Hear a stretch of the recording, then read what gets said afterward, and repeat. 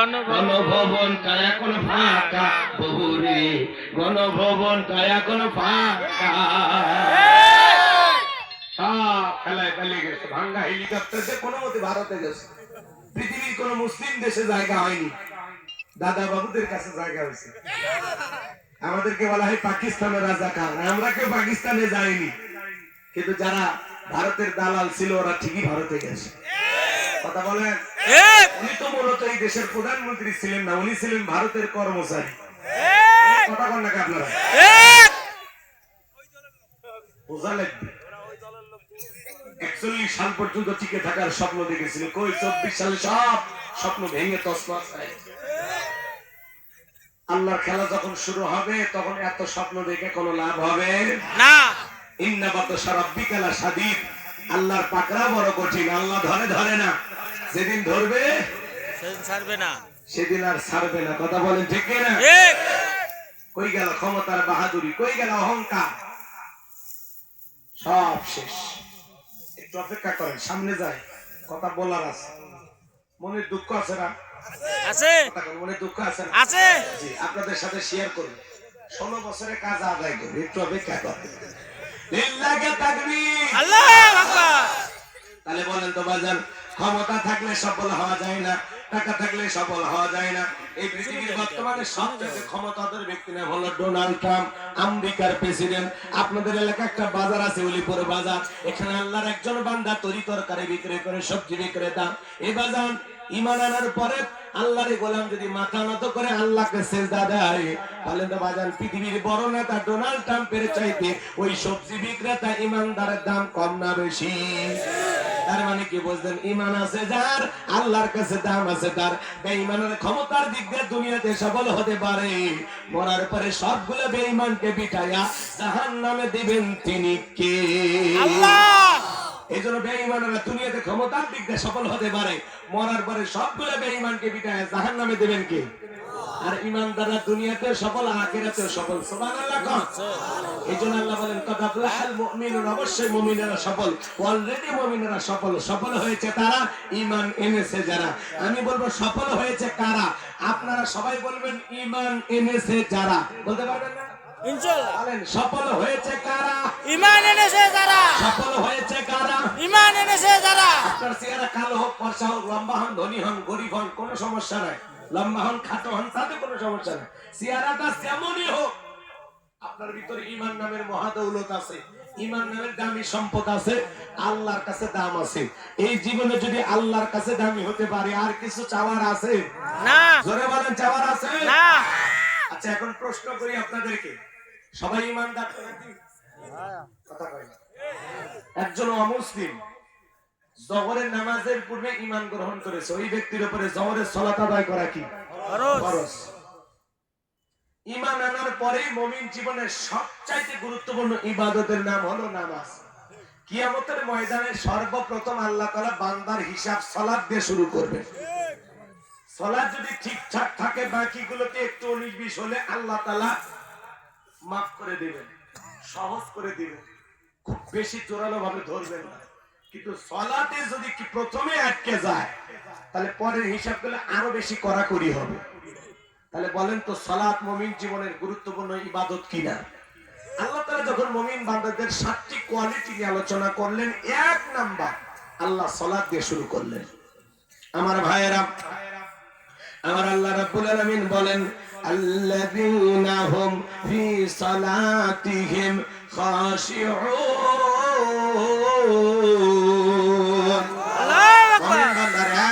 গুণাবলী যারা নিজেদের সালাত বিনয়ের সহিত, নম্রতার সহিত আল্লাহর ভয় নিয়ে আদায় করে। আপনি আমি সালাত আদায় করব, অন্তরে ভয় থাকতে হবে কার? এই আয়াতের ব্যাখ্যায় তাফসীরকাররা লিখেছেন, তাফসীর ইবনে কাসির থেকে বলছি, অন্তরের ভিতরে সুচিন্তা, দুশ্চিন্তা, কুশ্চিন্তা, বিবির কথা, সংসারের কথা, ব্যবসা বাণিজ্যের কথা, দুনিয়াবি কোনো চিন্তা ভাবনা মনের মধ্যে রাখা যাবে না। আপনি আমি যখন নামাজের মধ্যে দাঁড়িয়ে যাব, 1 নাম্বার অন্তরে ভয় থাকতে হবে কার? আল্লাহ। আল্লাযীনা আমানু তাকুল্লাহ, হে ঈমানদারগণ আমি আল্লাহকে ভয় করো, হাক্কা তুকাতিহি, ভয় করার মতো ভয় করো। আল্লাহু আকবার, আল্লাহু আকবার। তাহলে আপনি আমি যখন সালাত আদায় করার জন্য মসজিদে দাঁড়িয়ে যাব, অন্তরে ভয় থাকতে হবে কার? আল্লাহ।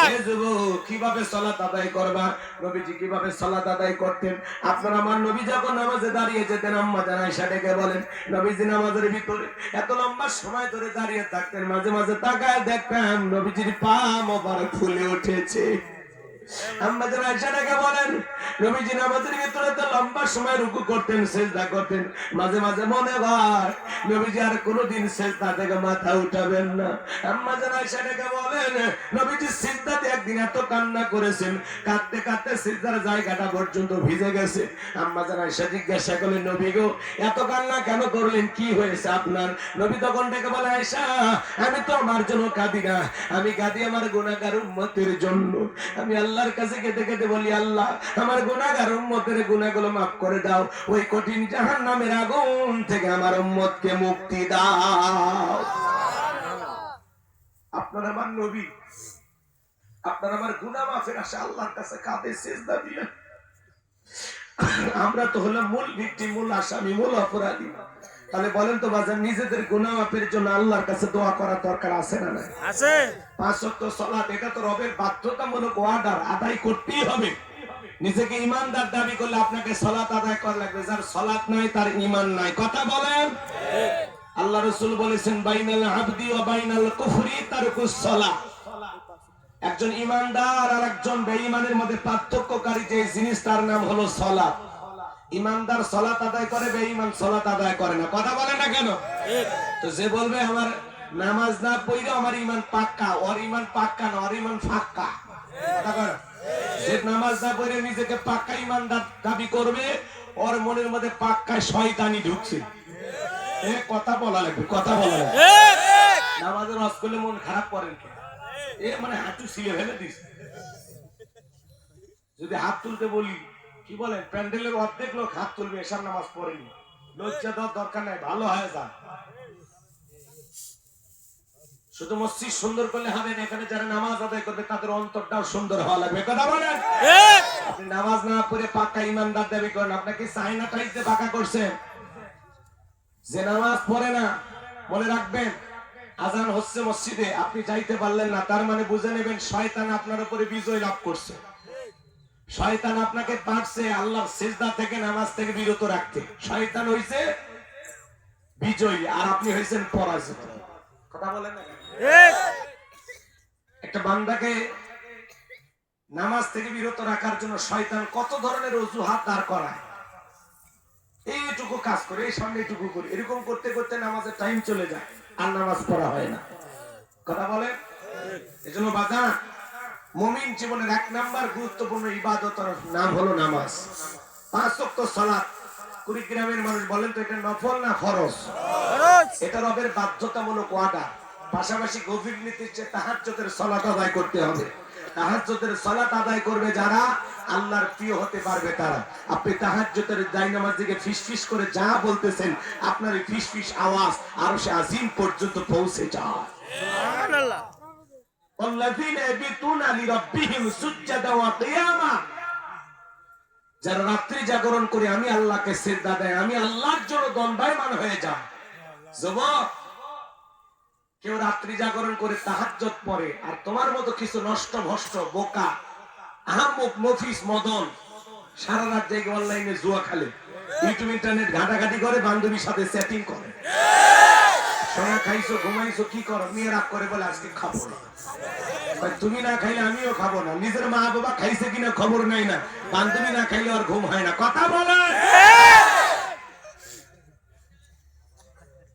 হাই রে যুবক, সারা রাত ইমো মেসেঞ্জারে চ্যাটিং করিয়া ফজরের আজান হয় যখন, ওই হাইব্রিড যুবক ঘুমাইতে যায় তখন। যুবক রে, এই ঘুম ভাঙলে সকাল, না ভাঙলে পরকাল। তোমার মতো কত যুবক ঘুমাইলো আর উঠলো না। কথা বলেন। যখন তখন মৃত্যুটা চলে আসতে পারে। মৃত্যুর কোনো সময় আপনার আমার জানা নাই, কিন্তু মৃত্যুর সময়টা নির্ধারিত। কথা বলেন ঠিক কিনা? আসবে মরণ কখনো কোথায় কারো জানা নাই, আসবে মরণ কখনো কোথায় কারো জানা নাই। ও তোমার জানাজার নামাজের আগে নামাজ পড়ো ভাই, তোমার জানাজার নামাজের আগে নামাজ পড়ো ভাই, তোমার জানাজার নামাজের আগে নামাজ পড়ো ভাই। জীবনের শেষ জানাজার নামাজ পড়ার আগে আপনি নামাজি হয়ে যান। ওই মসজিদের খাটিয়াটা, হে যুবক, তুমি মসজিদে না যাও কিন্তু এই মসজিদের খাটিয়া একদিন তোর দুয়ারে ঠিকই আসবে। এই যে পাশে কবরস্থান, কত মানুষ সাহিত্য আছে, বলেন ওদের কাছে আমাদের যাওয়া লাগবে না? বলেন না ভাই, যাওয়া লাগবে না? যাওয়া লাগবে। ওরা একটা সিজদা দেওয়ার জন্য এখন আফসোস করতেছে, একবার সুবহানাল্লাহ পড়ার জন্য আফসোস করতেছে। কিন্তু আপনি পর্যাপ্ত পরিমাণে সময় আল্লাহ দিয়েছে, এরপরে আপনি সিজদা দেন না। আজানের পর আজান চলে যায়, জোহর আসর মাগরিব এশা, খেলাই খেলাই কাজে দুনিয়াবি নানান কাজে আপনি ব্যস্ত থেকে দিনের পর দিন আপনি নামাজ কাজা করতেছেন। এক ওয়াক্ত নামাজ কাজা করলে 2,88,00,000 বছর জাহান্নামের আযাব ভোগ করা লাগবে। 2,88,00,000 বছর। আর আপনি কত ওয়াক্ত নামাজ কাজা করেছেন চিন্তা করেন তো, কত বছর জাহান্নামে থাকা লাগবে। আল্লাহ আমাদেরকে মাফ করে দেন। আরো আস্তে বলেন আমিন। মহিলারা শুনলে গুনাহ হতে পারে। নামাজ এমন একটি ইবাদত, এটা গোলামীর শ্রেষ্ঠ বহির প্রকাশ। আপনি নামাজে দাঁড়ায় গেলেন, আসামির মতো 2 হাত তুলে বলেন আল্লাহ সারেন্ডার করছি। কথা বলেন, কি করলাম? সারেন্ডার করলাম। আমি পাপী, পাপীর ঘরের পাপী, বান্দির ঘরের বান্দি, অনেক গুনাহ করেছি, সারেন্ডার করলাম। কি সুন্দর করে আসামির মতো হাত টানলেন। আল্লাহ বলেন আল্লাযীনা হুম ফি সালাতিহিম খাশিউন, যারা নিজেদের সালাত বিনয়ের সহিত নম্রতার সহিত আল্লাহর ভয় নিয়ে আদায় করে। হে যুবক, একটা প্রধানমন্ত্রীর সামনে যদি যান আপনি কিভাবে দাঁড়াবেন? কথা বলেন, কিভাবে দাঁড়াবেন? নম্র আর ভদ্র হয়ে। কোন রাষ্ট্রপতির সামনে দাঁড়ায় কি দাড়ি চুলকাবেন, লুঙ্গি ঠিক করবেন? কথা বলেন না, কি করবেন? নম্র আর ভদ্র হয়ে দাঁড়াবেন, যাতে চুল পরিমাণে বেয়াদবি না হয়। একটা রাষ্ট্রপতি প্রধানমন্ত্রীর সামনে যতটা নম্র ভদ্রতা নিয়ে দাঁড়াবেন সালাত আদায় করার সময়, তার চেয়ে বেশি নম্র আর ভদ্র হয়ে দাঁড়াইতে হবে। কথা বলে ঠিক? নামাজ পড়তে পড়তে দাড়ি চুলকান, লুঙ্গি ঠিক করেন, নামাজ পড়তে পড়তে টুপি ঠিক করেন, নামাজ পড়তে পড়তে এদিক ওদিক তাকায়, মসজিদের ফ্যান গোনা শেষ, নামাজ পড়তে পড়তে ফোন রিসিভ করে বলে হ্যালো 2 রাকাত চলতেছে। নামাজ না তামাশা। কথা বলেন। নবীজির সাহাবীরা মরুভূমিতে নামাজে দাঁড়িয়ে গেছেন। মাজান মরুভূমির পাখিগুলো খেজুর গাছ মনে করে সাহাবায়ে কেরামদের কাঁধের উপরে, মাথার উপরে বসে থাকতো। নবীর সাহাবীরা সালাতে এত মনোযোগ, কাঁধে পাখি পড়ে থাকে, তারপরে তারা টের পাইতো না। কোন সুবহানাল্লাহ। আর আপনি আমি যদি একটা মশা পড়ে হাতে এই জায়গায় নিয়ে যা, আগে মশা মারে তারপরে সূরা ধরে, পায়ে যদি মশা পড়ে এক ঠ্যাং আর এক ঠ্যাঙ্গের উপর তুলে দেয়, খাবু খা। কথা কোন ঠিক খেয়ে না? এই বাজান হযরতে তালহা রাদিয়াল্লাহু তাআলা সালাত আদায় করতেছেন, জঙ্গল থেকে সাপ এসে সন্তানটাকে পেঁচিয়ে ধরলেন, স্ত্রী মানুষজনকে ডাকলেন, ছেলেটাকে বিপদমুক্ত করলেন। হযরতে তালহা নামাজ শেষে জিজ্ঞাসা করেন, বিবি রে বাড়িতে এত মানুষজন, ব্যাপারটা বুঝতে পারলাম না। ডেকে বলে, স্বামী আপনি যখন নামাজ আদায় করতেছেন জঙ্গল থেকে সাপ এসে সন্তানটাকে পেঁচিয়ে ধরেছে, আমি মানুষজনকে ডাকলাম, ছেলেটাকে বিপদমুক্ত করলাম, এত ঘটনা আপনার চোখের সামনে ঘটে গেল, আপনি কি কিছুই বলতে পারেন না? হযরতে তালহা ডেকে বলে, বিবি রে নামাজের মধ্যে মন যদি এদিক সেদিক চলে যায় তাহলে নামাজ তো আর নামাজ থাকে না। একটু জোরে কোন আল্লাহু আকবার। আল্লাহু আকবার। আর আপনি আমি নামাজ পড়ি, উলিপুর মন চলে যায় মধুপুর, নামাজ পড়ে কুড়িগ্রাম মন চলে যায় ফিরোজপুর। কথা কনা ঠিক? নামাজের ভিতরে দাঁড়ায় দুনিয়াবি নানান চিন্তা ভাবনা মনে হয়, হয় না? হয় না? মাঝে মাঝে দুনিয়াবি এত চিন্তা নামাজের মধ্যে মনে হয়, সিজদা 2টা দিলাম না 1টা দিলাম মনে থাকে না। মাঝে মাঝে দুনিয়াবি এত চিন্তা নামাজের মধ্যেই মনে হয়, নামাজ 2 রাকাত না 3 রাকাত মনে থাকে না। আমাদের পাগল মন খালি ছটফট করে। আমাদের পাগল মন কি করে? ছটফট করে। দুনিয়াবি নানান চিন্তা ভাবনা খালি নামাজের মধ্যেই মনে হয়। আসেনা না, আসেনা না। রাগ করতেছেন মনে হয় আপনারা? আমার ভাইয়েরা, এজন্য নামাজের ব্যাপারে তাড়াহুড়া করা যাবে না। এক সাসামি এত তাড়াহুড়া করে ওযু করছে, এক ঠ্যাং না ধুয়ে মসজিদে ঢুকছে, তাই ইসলাম মসজিদ পিছনে গায়ে সাসা একদিক লুঙ্গি একদিক, তাও বলে আল্লাহু আকবার। মানুষ বলে সাসাকে লুঙ্গি ঠিক করেন, কয় নাকি জামাত ধরি। এরকম মুসল্লি আছে না নাই? রমজান মাস আসলে মনে হয় প্রত্যেকটা মসজিদে নামাজের প্রতিযোগিতা শুরু হয়ে যায়। 20 মিনিটে 20 রাকাত শেষ। এমন হুজুর আছে বিদ্যুতের গতি ফেল, 16 মিনিটে 20 রাকাত শেষ। শুধু আলহামদুলিল্লাহ দলিন বোঝা যায়, মাঝখানে কি যে ভূমিকম্প হয়েছে হুজুর নিজেও জানে না। এরকম নামাজ দিয়া জান্নাত পাওয়া যাবে না। তাহলে 4 রাকাত সুন্নাত ইমাম আর মুসল্লি একসাথে নিয়ত বেঁধেছে, ইমামের 2 রাকাত হওয়ার আগে মুসল্লি 4 রাকাত শেষ। কথা কম আছে না?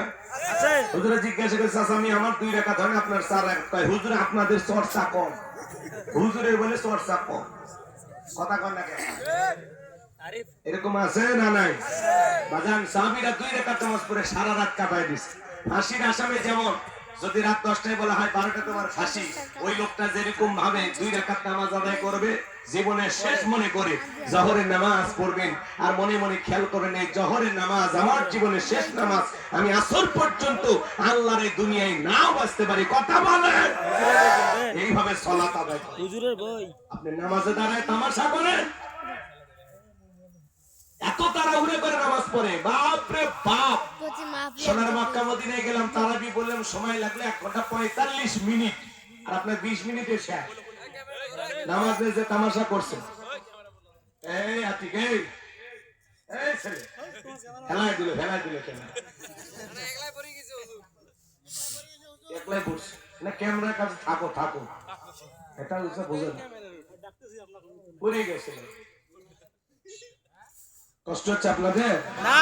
বিরক্ত হয়েছেন? না। তাহলে বলেন তো বাজান, আল্লাহর ভয়ে আল্লাহকে রাজি খুশি করার জন্য 5 ওয়াক্ত সালাতকে আমরা আদায় করতে পারবো ইনশাআল্লাহ। আল্লাহর কোন কোন বান্দা ডান হাতটা তুলে 5 আঙ্গুল দিয়ে সাক্ষী দিয়ে বলেন করবেন তো ইনশাআল্লাহ? ইনশাআল্লাহ। আসমানের দিকে তাকায় বলেন করবেন তো ইনশাআল্লাহ? ইনশাআল্লাহ। আল্লাহ আমাদের সবাইকে 5 ওয়াক্ত নামাজি বানায় দেন, আমিন। জোরে বলেন আমিন, আমিন। 8 নাম্বার বাজান, তাহলে মুমিন বান্দার 1 নাম্বার গুনাহবলী, আল্লাযীনা হুম ফি সালাতিহিম খাশিউন, যারা নিজেদের সালাত বিনয়ের সহিত নম্রতার সহিত আল্লাহর ভয় নিয়ে সালাত আদায় করে। নম্র ভদ্র হয়ে দাঁড়াইতে হবে, খুশুখুশু ভাব নিয়ে দাঁড়াইতে হবে। আপনি যখন নামাজে দাঁড়িয়ে যাবেন, মনে মনে খেয়াল করবেন আমি নামাজ আদায় করতেছি, আমার আল্লাহ আমাকে দেখতেছেন, আমি নামাজ আদায় করতেছি, আমার আল্লাহ আমার সামনে দাঁড়িয়ে আছেন। এই কপালটা মাথাটা নত করে যত বেশি আল্লাহকে সিজদা দিবেন, তত বেশি পৃথিবীর কাছে আল্লাহ আপনাকে সম্মানিত করবে। আল্লাহর কাছে যত বেশি মাথা নত করবেন, পৃথিবীর সামনে আল্লাহ তত মাথাটা উঁচু করে দিবে। গোলামের সবচাইতে শ্রেষ্ঠ বহির প্রকাশ হলো সিজদা।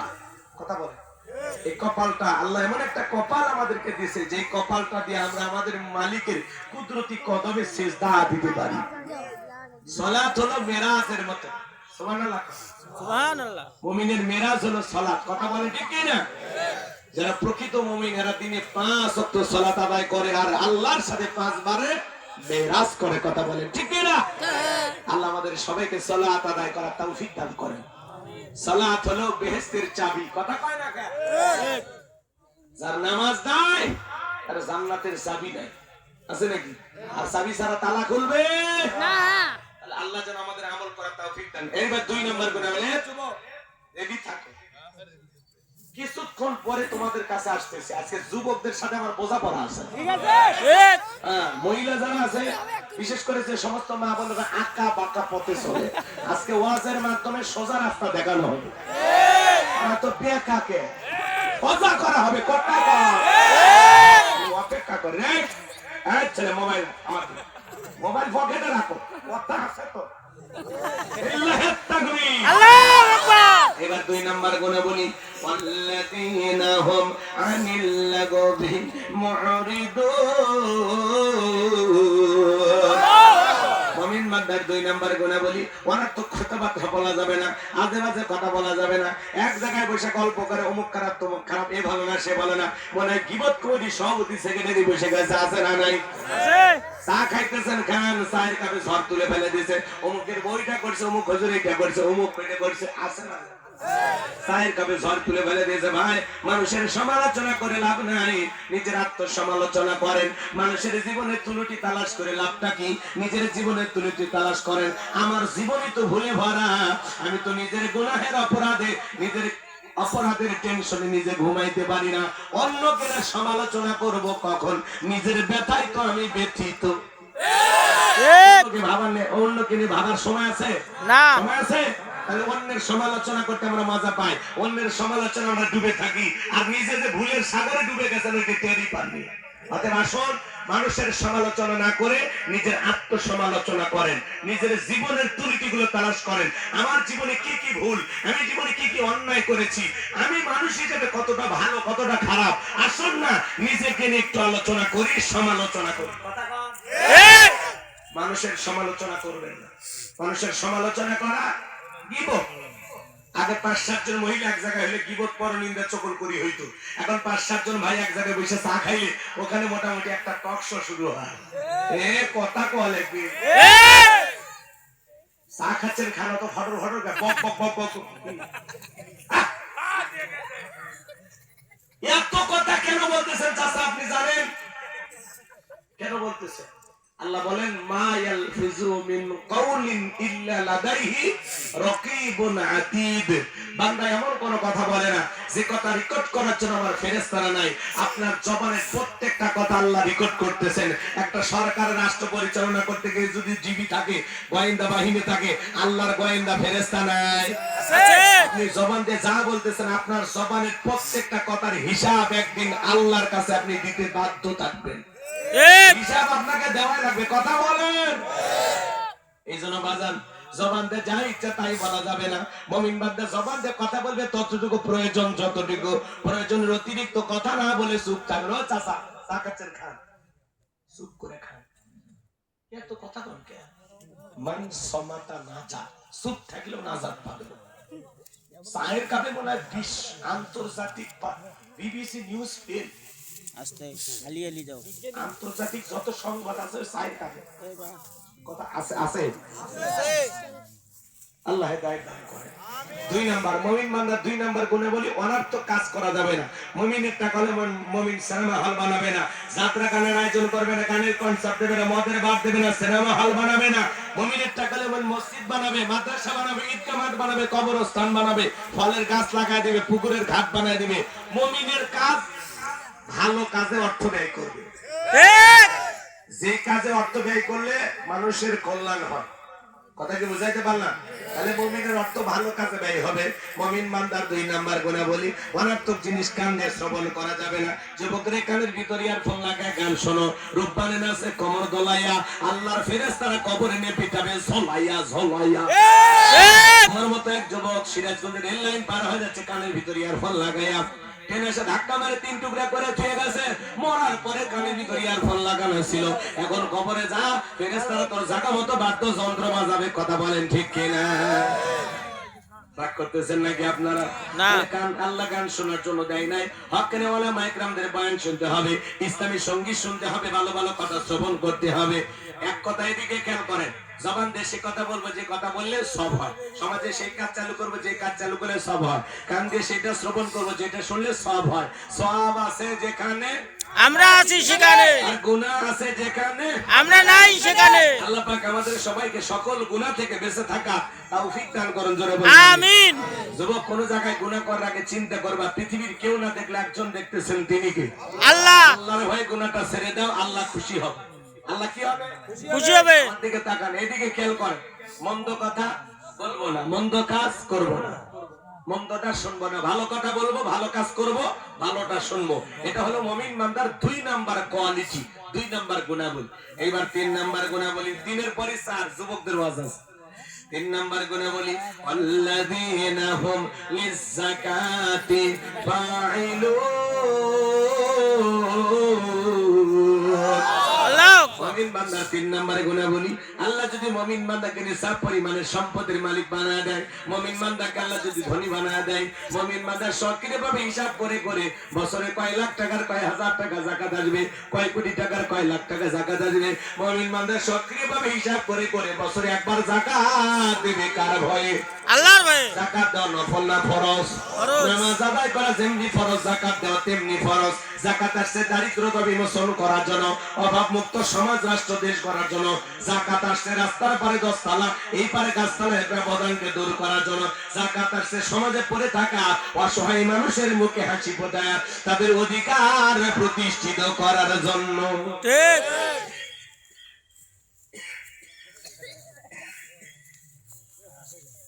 বাংলাদেশের অর্থনীতি যাকাত ভিত্তিক না সুদ ভিত্তিক? সুদ ভিত্তিক। কথা কইতে কি লজ্জা লাগে? একটু জোরে কম না।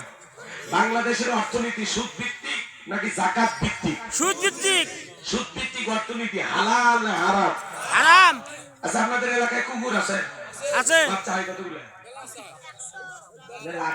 8টা 10টা। 8টা 10টা বাচ্চা হয়, 12 14টা 15টা হয় না? আচ্ছা, এতগুলো যদি বাচ্চা বাইসে থাকতো কি কর? এলাকায় চলা যাইতো না। জন্মের হওয়া হয়। এই সুদ ভিত্তিক অর্থনীতি দিয়ে কোশ্চিন কালেও বাংলাদেশকে কোন নেতা দারিদ্র মুক্ত করতে পারবেন না। যতই মাথা পিছু আয় দেখা, যতই রিজার্ভ বাড়া, কোনো সমস্যা নাই, কিন্তু বাংলাদেশকে ওরা কখনো দারিদ্র মুক্ত করতে পারবেন না। স্বাধীনতার 54 বছর কেটে গেল, অনেক নেতাই স্বপ্ন দেখাচ্ছে দারিদ্র মুক্ত বাংলাদেশ গড়া, শপথ নিলাম। ওর শপথের জায়গায় শপথ আছে, দুর্নীতির জায়গায় দুর্নীতি হয়েছে। বাংলাদেশকে কখনো তার দারিদ্র মুক্ত করতে পারবে না।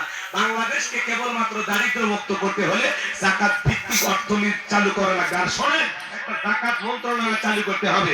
আর এই মন্ত্রণালয়ের দায়িত্ব এদেশের বিজ্ঞ ইসলামিক স্কলার, দিনের দায়ী আলেমদের কাঁধে দেওয়া লাগবে। ওই ঘুমসুর ডালসুর বিকাশের টাকা চল দুর্নীতিবাজ লুটপাটকারী ওদেরকে দেওয়া যাবে না।